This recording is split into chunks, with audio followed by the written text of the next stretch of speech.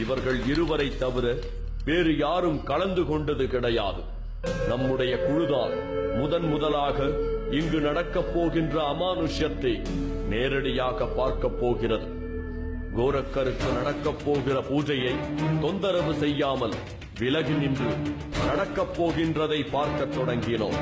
பூஜைக்கு தேவையான எல்லா பொருட்களும் தயாராக இருந்தது.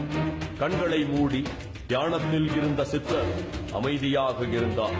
எங்கள் கண்முன்னே திடீரென ஒரு அமானுஷ்யம் அரங்கேறத் தொடங்கியது.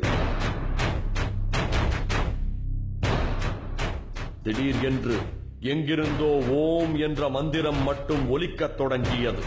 தரையில் வைக்கப்பட்டிருந்த பூமாலை கொஞ்சம் கொஞ்சமாக நகர்ந்து சிலையை நோக்கி போய்க் கொண்டிருந்தது.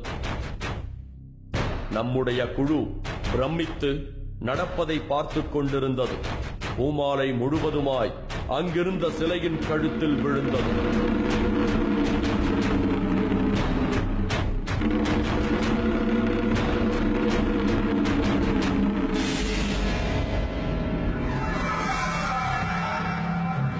அடுத்தடுத்து அங்கு நடந்து கொண்டிருந்த சம்பவங்கள் எங்களை ஆச்சரியத்தில் ஆழ்த்தின. சிலைக்கு முன்னால் வைக்கப்பட்டிருந்த கற்பூரம் திடீரென தானாக தீப்பற்றி எரியத் தொடங்கியது. அடுத்தது ஊதுபத்திகள் புகையத் தொடங்கியது. கூடையில் இருந்த பூக்கள் ஒவ்வொன்றாக சிலையின் முன்னால் விழுந்தது. நடந்து கொண்டிருக்கின்ற அமானுஷ்யத்தை பிரமிப்பு கலையாமல் நாங்கள் பார்த்துக் கொண்டிருந்தோம். இந்த சம்பவங்கள் எல்லாம் வெறும் ஏமாற்று வேலைகள் என்று சொல்லி எளிதில் ஒதுக்கிவிட முடியாதவைகளாக இருந்தது. எங்கள் கண் முன்னால் இப்படி ஒரு சம்பவம் நடப்பதை நம்ப முடியாமல் பார்த்துக் கொண்டே இருந்தோம். ஏதோ ஒரு சக்தியால் தான் இதை இவர் செய்து கொண்டிருக்கிறார். சாமி சிலைக்கு பூஜைகள் எல்லாம் தானாக நடந்து முடிந்ததும் சித்தர் மாயமாய் மறைந்து போகும் சந்தர்ப்பத்திற்காக காத்துக் கொண்டிருந்தோம். அவரிடம் எந்த விதமான மாற்றமும் தெரியவில்லை. அமைதியாயிருந்தார். நாங்கள் அவரையே கூர்ந்து கவனித்துக் கொண்டிருந்தோம். தியானத்தில் இருந்து கண் விழித்தவர் கைகளை மேலே உயர்த்தினார். அடுத்த நொடியே அந்த இடத்தில் அவர் இல்லை.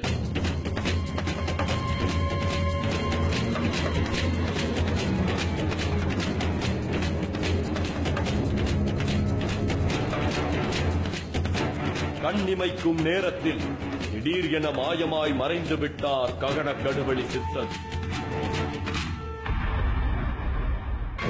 இதை நம்மால் எப்படி புரிந்து கொள்வதென தெரியவில்லை.